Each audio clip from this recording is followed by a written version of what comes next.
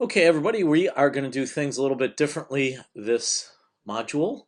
So for your service learning projects, we're going to have a critique a video that I'll review everybody's work and offer some feedback, both pats on the backs for things that I think you guys have done well, and maybe point out some areas for refinement or improvement.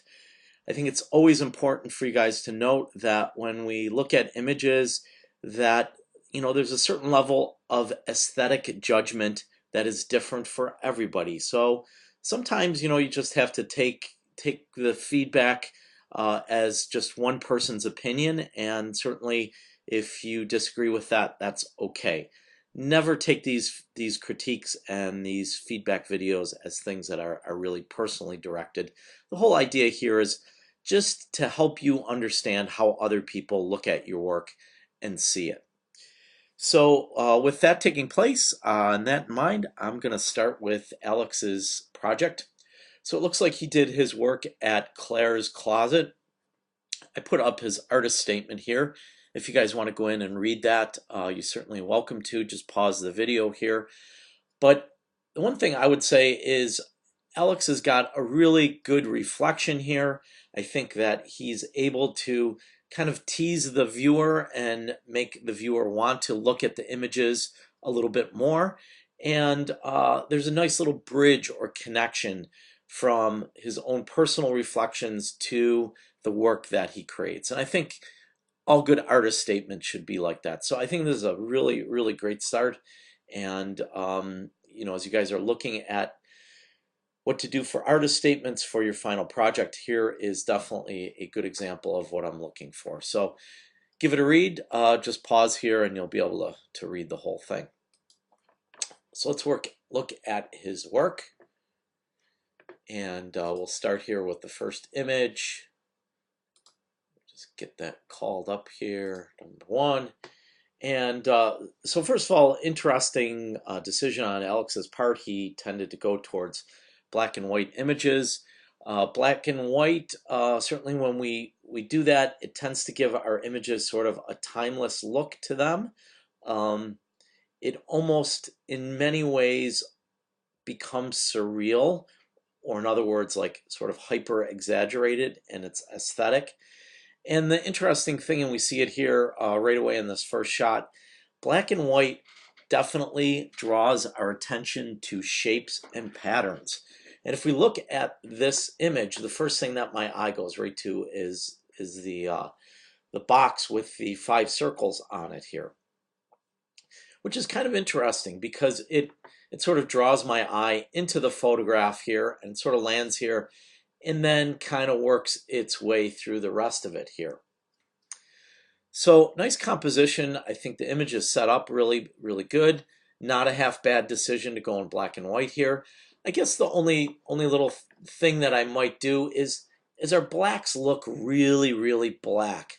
So the image is super, super contrasty, which, sometimes works. But in this instance, maybe I'd consider just opening up those blacks a little bit. And the real simple way to do it is just create a new adjustment layer here and then go into that layer.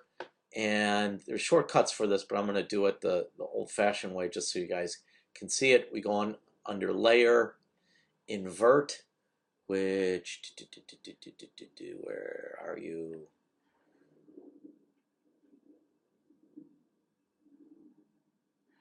Well, I can't find it there, but just go Command I, and that inverts the layer.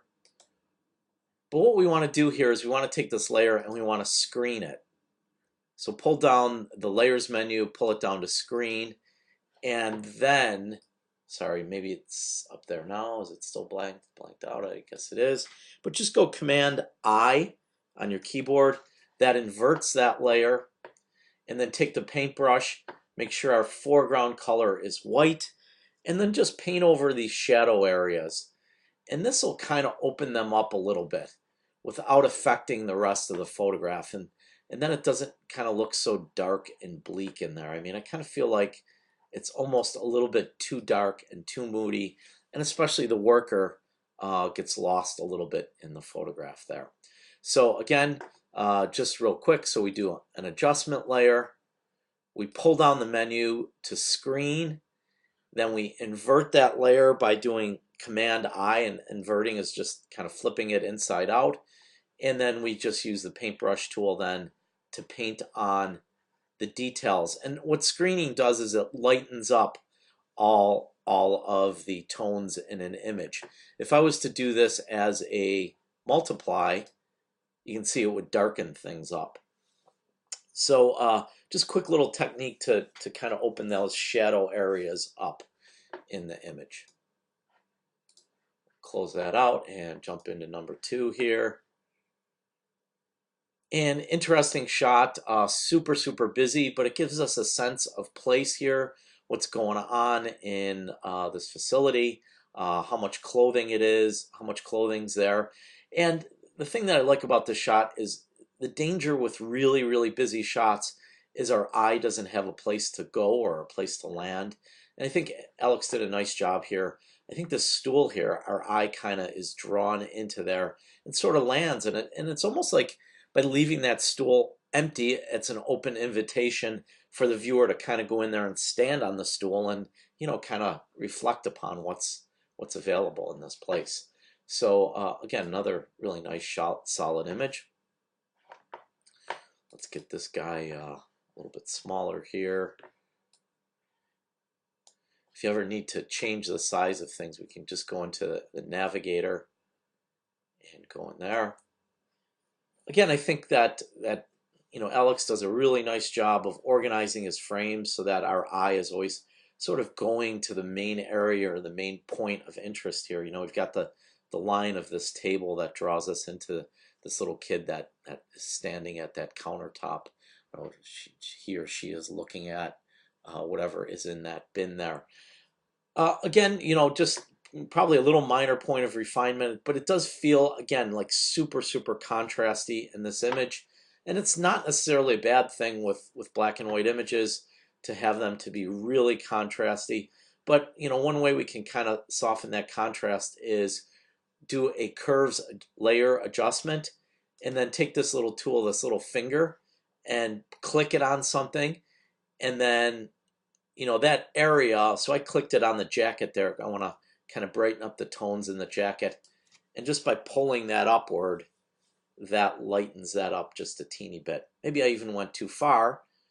And if you go too far, the cool thing about the layers is we can go back and adjust the opacity in there and kind of tweak it so it works just right.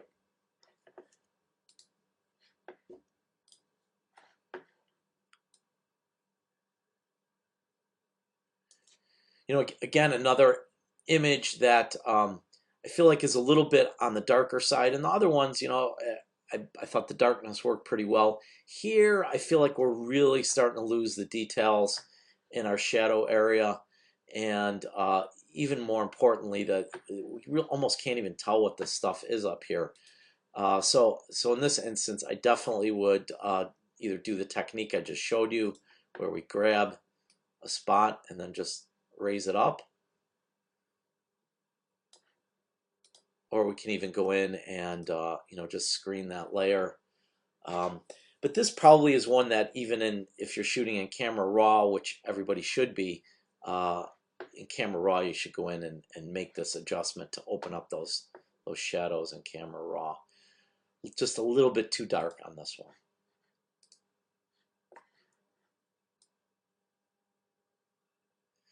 And great image. I love the yin and yang pull here, sort of. When we have something in the foreground and something in the background, our eye tends to connect the two or relate them, and kind of create a story between the two of them. So, you know, we've got this person in the foreground who might be a mom, or maybe she's a worker, or, you know, whatever the case is. But what's going on in the background somehow relates to her, and as a viewer, we kind of start to think of stories or little narratives that might connect the dots for us.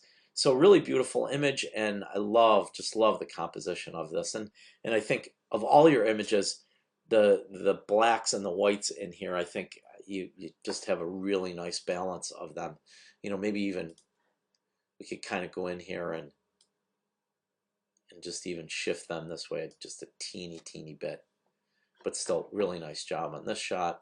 I'm sorry I ended up going out of order there. So image 4, beautiful, nice sort of psychological line that we just worked through the patterns of clothing. I think that works really well. Maybe again, exposure could be a touch brighter, and certainly that's something we can fix up in Photoshop. And maybe, Alex, this is kind of the one image that I've got in, or you've got in the group, that I just think is way, way, way too dark. The other images, I think we could kind of, argue one way or the other, whether they're too dark or too bright. And, again, a lot of this is personal aesthetic decisions. But I think in this one, we probably all could agree that this image is just way, way, way, way too dark. So obviously I don't have the camera raw files here, but with what I do have, I'd probably, go in and make at least 2 or 3 adjustment layers that I'm screening. So again, you kind of see me going through here, just make an adjustment layer, change the blending mode to screen, and then now we're probably where we need to be with this image. Something like that, so we can even see sort of the details in the dark area of the leather. Sneakers, I like this. See, this is now another image that's probably a little bit on the dark side, but I think the darkness really draws our eye into the toes of the sneakers, and even all this beautiful beautiful textural stuff that's going on with the rubber in the toe, and the sort of weaving pattern that's in the laces of the sneaker. So really awesome job with that. I think that's one of my favorite shots of the group. And then last but not least here, pictures of shoes. We're out of focus here. Just if we zoom in pretty sharp here, we can see that you're getting a little bit of motion blur from camera movement. And I'd be willing to bet anything if we jumped up in here and took a look at your file settings, we're probably going to see a slow shutter. Oops, we go there, 46, 1/20th of a second. Yep. So, we can kind of see the camera almost bouncing up and down in this sort of like little ghosted shadow underneath there. So that is a little bit of a technical error there. Again, we've really got to watch those shutter settings, and if for some reason we are working with the super slow shutter setting, we have just absolutely got to go ahead and make sure that our camera is steadied, whether that's either on a tripod, or in this situation you want to balance it on a table or something like that. At the end of the day, the camera cannot move here, and it was pretty obvious right away as soon as I opened it up that we've got some camera movement in there. So slow shutter settings, you just cannot let the camera move, and really the best way to address that is with a camera on a tripod. So anyhow, that'll wrap up feedback for Alex. All in all, Alex, really good job on this project. Happy with the work you did. I like your black and white conversions. You've got a little bit of a technical error on the focus on the last one. Remember, your portfolio is only going to be as strong as the weakest photo. So we've got to choose only our best images. But other than that, really strong job here, and good big pat on the back for you. So well done.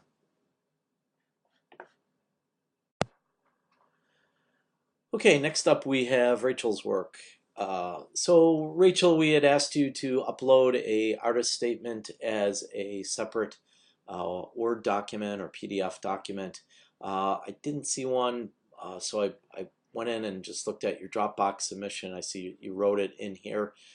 A couple sentences: our first responders are often overlooked, even though they are the backbone of our communities. When photographing the equipment they used each and every day, each and every day, it is clear to see the tattered appearance that this work has caused them. So probably for an artist statement, we'd like to see a little bit more than that. Certainly this introduces us to the project and gives us some idea that about what we're going to see. But if you compare that to Alex's, which I think Alex did a really good job on his artist statement, I think you can see how he went into a little bit more depth from a personal perspective. He talks about why he chose this particular body of work, and what especially is his personal connection to it, or sort of the feelings that he had. And I think yours is just kind of a description of what's there rather than really giving us more of a intimate personal connection. So for your final project, just keep that in mind and try to develop that artist statement in a little bit more of a richer way. So on to Rachel's images. So first shot here, again, you guys will see probably in almost every image, I am going to be looking for an area that my eye lands on, or an area that the eye goes to that's very interesting. And certainly, Rachel, you did a wonderful job here of composing this frame so that our eye goes to the spot that's interesting. So we've got this nice long line, nice red line that takes us to this hat right here, and or helmet. And not only does it take us here through the line, but it also takes us there because the lighting is directed in this area. So you're just illuminating that area. So not only do we have aesthetic skill from the perspective of composition, but also perceptual skill by your ability to see light and understand where it's going. So really, really well done on this image.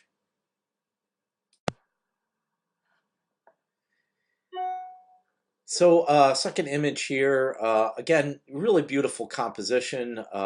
You're arranging your frame in a way that's very easy to read, in the sense that we're reading an image when we look at it. So you start in the left hand part of the frame and set up this long line. And if you guys think about it, as when we read language, words, we read them from left to right. And in this image, it's set up from left to right, so it's just very visually pleasing to the eye and works really well. I guess the only thing that I'd say here is you're kind of taking us and leading us to the area of the image that's out of focus, which, sort of in this sense here isn't necessarily the worst thing, because I think the image on its own stands up pretty well.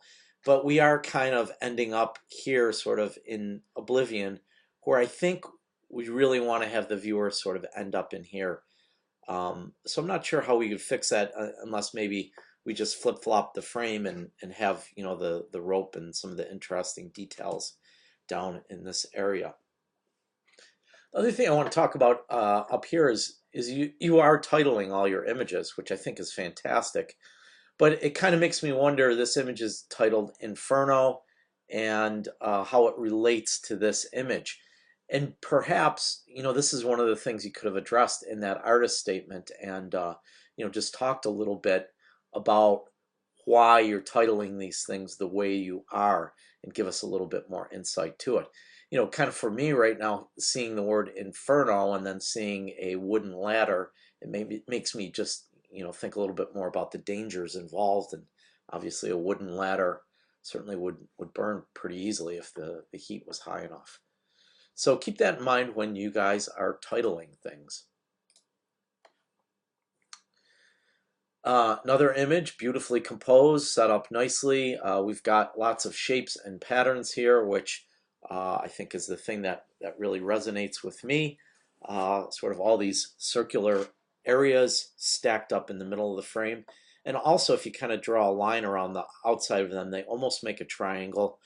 And again, triangles and diagonal lines, that kind of stuff, tend to be very active and also tend to be very visually pleasing to our eye. So again, that sort of resonates with me.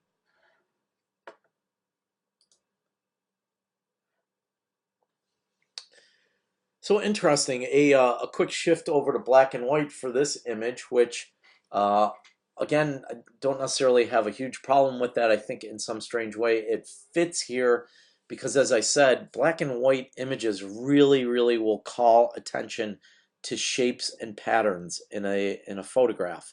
And in this image, I think the three dials that we're seeing primarily in the middle of the frame, our eye is really drawn to them, and one of the reasons is because it's black and white.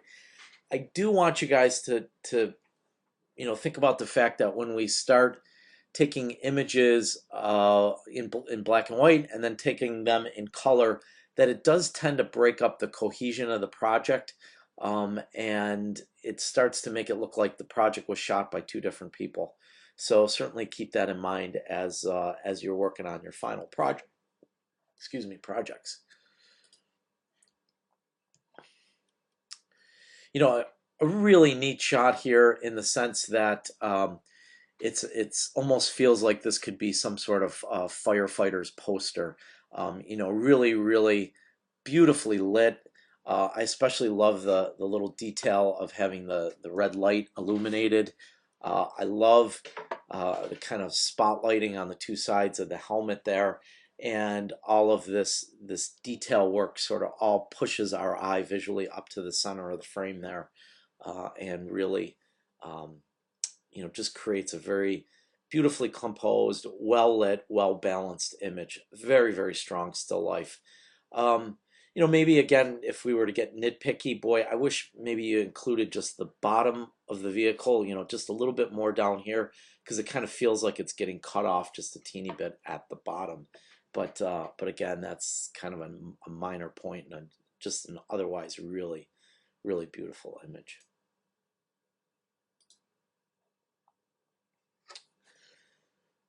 And then coming from that one to this one, I think that there's nothing wrong with this image whatsoever. Well exposed, beautiful color, good composition.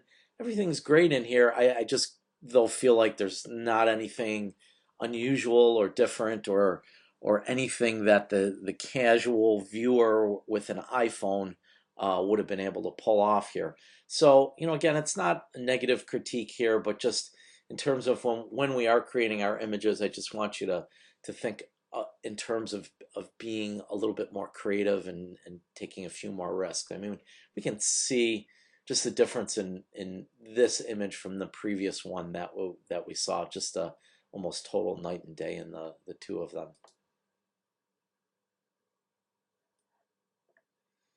And again, similar to that last shot, a little bit more emphasis on the helmet and less on the grill.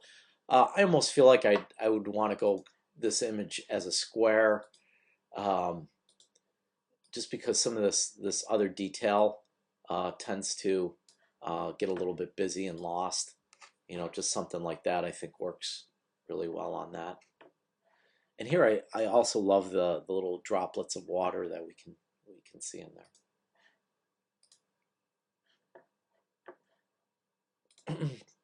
And last shot here, just kind of capturing some of the detail, the little part elements on the fire engine or on I don't know if this is on the hoses or whatever the case is.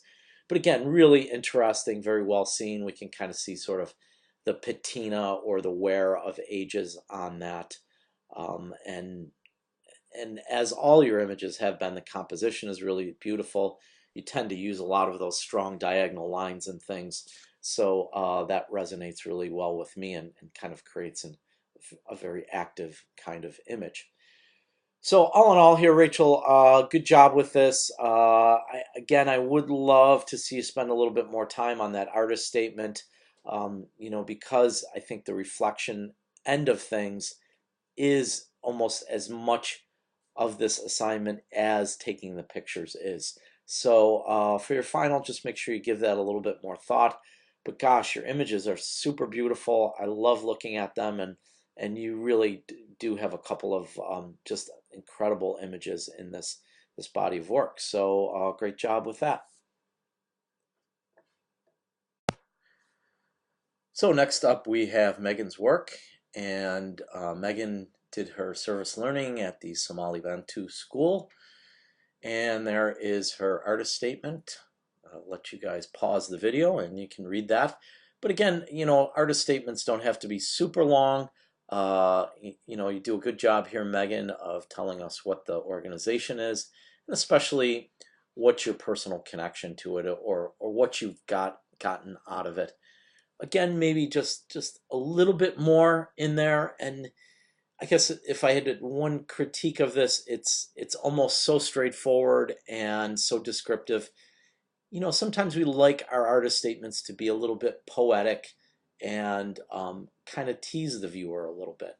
So, not that there's anything wrong here, but again, thinking in terms of how a good movie trailer works. It kind of gives you some of the juicy details, but lets the viewer want to sort of jump in and explore it and see more of it. So that's kind of my thoughts here on the artist statement. So let's start looking at the images. So first shot here, gosh, beautiful, beautiful image. I love the fact how you've gotten kind of really low. You're almost at eye level with the little girl. I love the colors of the reds and the kind of cyans of her head wrap. I think that those two colors are really good partners in images. The photo overall and your whole body of work does have a little bit of sort of a yellowish reddish cast to it, especially if we look in the lighter areas of the background here, we can kind of see the yellow and the red. But I think that works really well for this image. I think that it adds just another element of warmth and a feeling of home for these refugees. So color can oftentimes connote feelings, and certainly in this case, I think you did a good job of that. We could correct out that color in there. If we just went into our camera raw, we could do the white balance in there, or there's so many different ways to do it here, but I'm just going to go in and do an adjustment and put just the opposite of warm. I'm going to put a cooling filter on there and see if I start to cool that off, kind of how different that image becomes. So beautiful job with this. I guess, minor point here, just cleaning up your background a little bit. If that woman wasn't there, I think it just might elevate this image one little notch, but gosh, still nevertheless beautiful, beautiful photograph.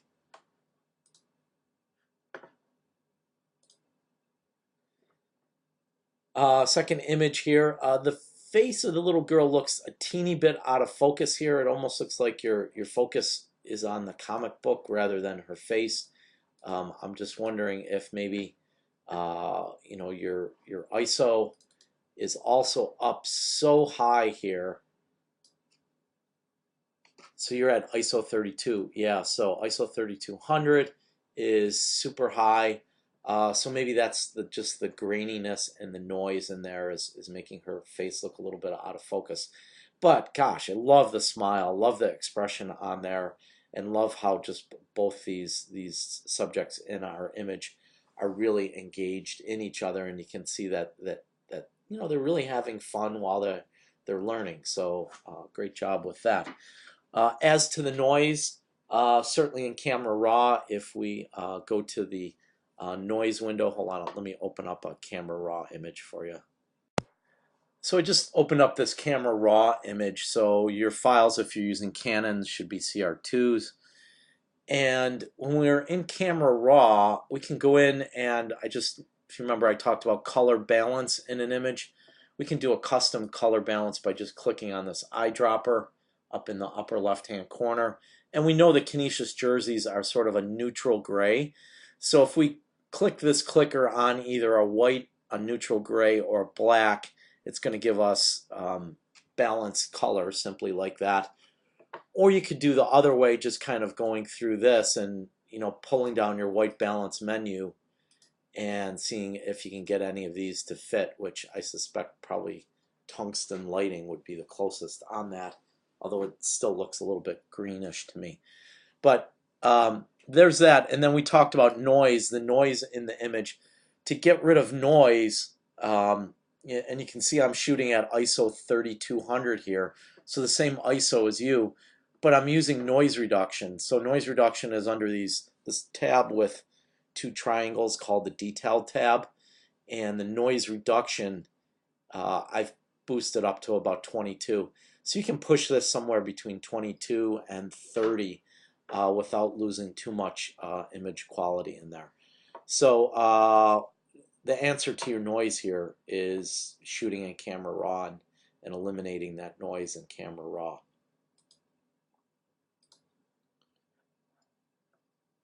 So our next image here, again, a little bit dark on this image. I almost feel like you may have used a flash in here. Let's check this out. Yeah, the flash fired here. And so what happens with when our flash fires, our flash kind of diminishes as it goes over distances. So it's really only effective for maybe the first 4 or 5 feet away from the camera. We can see the woman in the foreground is illuminated pretty correctly, but as we go farther and farther back, the image just gets darker and darker and darker. So the image ends up being a little bit on the dark side, or at least perceptually dark, and it also just sort of has a funky color to it. So I definitely would try to lighten this up using the screening technique that we talked about. I think that helps it a little bit. And then certainly we can go in and maybe work with the yellow channel and get rid of a little bit of that yellow saturation in the background there. So to all of you guys, danger, danger, danger when you are using a flash. It almost always is a better policy to go in and shoot with a higher ISO than it is with a flash, because you're going to get effects like this.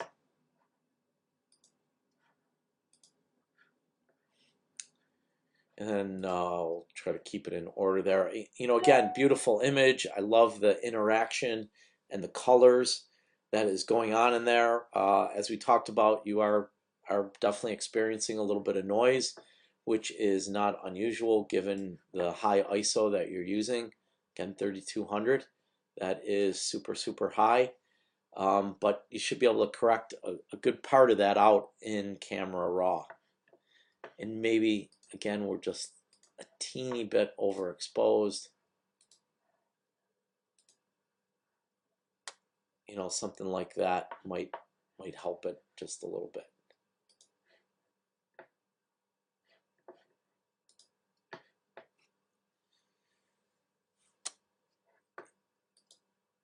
And then this shot, wow, gorgeous image. We've got the nice line that pulls our eye into the subject here. The subject's kind of like, he's quietly unaware of your presence. So, I think images like that, where the camera or the photographer isn't really, its presence isn't really obvious to the viewer, I think always work really well. So this is a beautiful image. And then you finish it out with, again, just a beautiful, beautiful portrait. I love how you're kind of shooting from a higher angle. By shooting from a higher angle, it makes people look up into the camera. And when we look up into the camera, then we end up opening up our eyes a little bit wider than normal. And when we open up our eyes like that, it really attracts the viewer to the eyes. Remember the saying, it's the eyes are the window of the soul. So I think this very much is an example of that.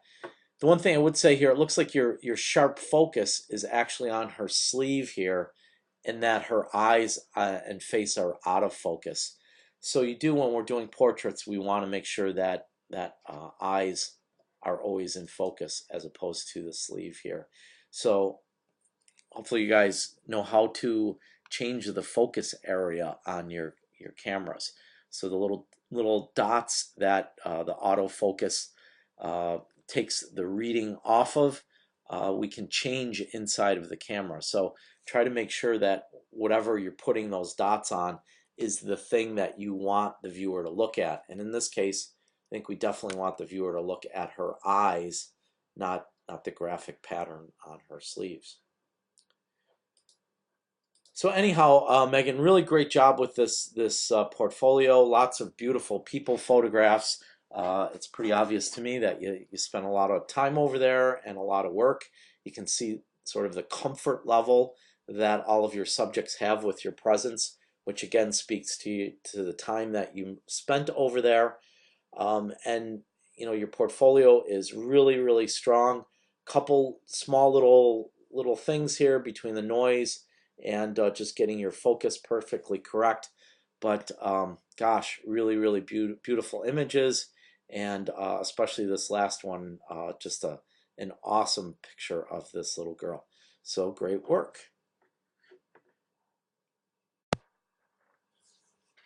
And next up we have Gianna's work, and here is her artist statement from 10 Lives Club.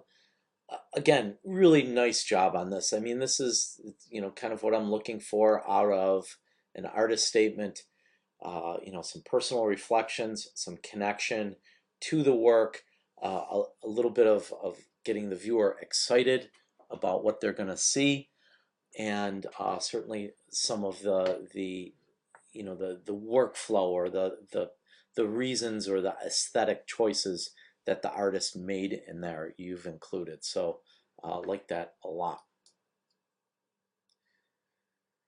So off to your images here. So I think that those of you guys that work with animals, whether it's SPCA or 10 Lives Clubs or some of these different places, we're kind of faced with the challenge of having animals behind cages. And the problem with cages is, from a visual perspective, it kind of blocks our access to the subject. So it almost detaches the subject away from us a little bit. So, it's one of those things that you really just got to figure out ways to work around. And certainly in this instance, I really like how you've kind of framed the cat's eyes between some of the bars in the cage, and also you've structured it so it reads from left to right, and we have this line that sort of draws our eye all the way up to the cat's eye. So really, really good job on that one. It's kind of interesting with this image. Looks like you've gone in, put a little bit of contrast in there, and the image becomes a little bit more of a graphic element rather than sort of just an obvious representation of something. And I have to be honest with you, I really love this. I think it's pretty cool. It kind of straddles the line between art and graphic illustration, which is beautiful. And I guess the only thing that I would say is, if you're going to do something like this for your final, I would make sure that all of the images are done consistently in this kind of style, rather than kind of oscillating back and forth between not a very high contrast image to one that is extremely high contrast.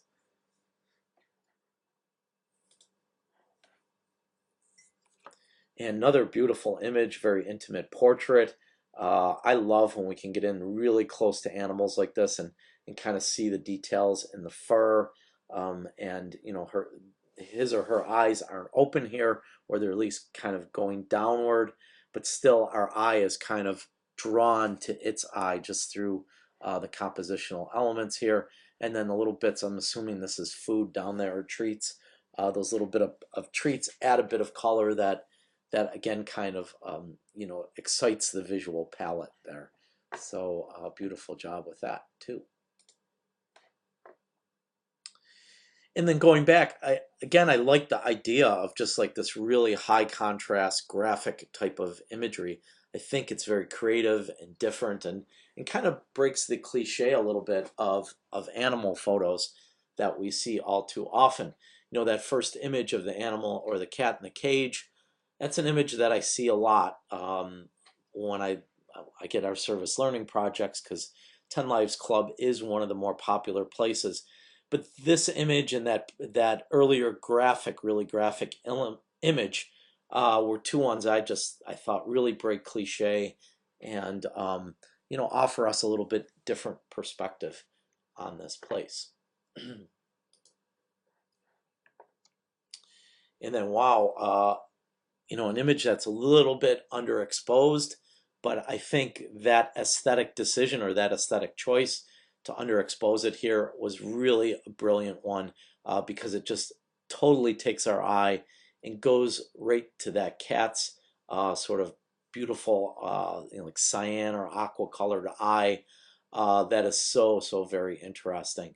So beautiful job on that. I love just sort of like these tiny little white wisps of fur in there too. The image really has an element of mystery to it.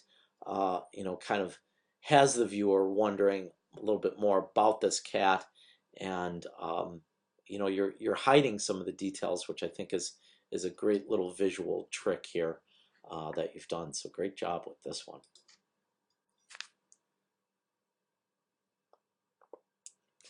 And then, okay, this is, probably not a half bad way to introduce a body of work or, conclude a body of work. It certainly speaks to the importance of this place and how, individuals have been touched in a very profound way. I guess in terms of a photograph, it's just kind of like a point and shoot, something that's there. And it feels a little bit less creative than some of the other work that I've seen here. But certainly as an introductory or a closing image, that works. And then again, I guess out of all the images, this one kind of makes me feel a little bit on the sad side. Kind of see the plight that this cat is undergoing. And also, I think it's kind of interesting how you've removed the color from it, and that adds kind of sort of a sense of melancholy to the image too. So again, really interesting and aesthetically pleasing image. And then a last shot that kind of gives us a sense of space here. What I really love about this image is at first glance, it kind of looks like it's almost an empty room here. And then as my eye starts, working around these geometric patterns, which, again, for people that have watched this whole video, those geometric patterns really get emphasized a lot when we do stuff in black and white. And certainly in this instance, our eye works through here. And then all of a sudden, we're kind of surprised by these two cats that are sort of hanging out up in the top of the frame here. So pretty interesting and unique image. And exposure is really great on this. Shooting into windows oftentimes can be super challenging, but you certainly managed to pull it off here beautifully. So anyhow, great job with this portfolio. Lots of strong stuff here and beautiful artist statements. So great job, Gianna, and look forward to seeing what you have for us in your final project.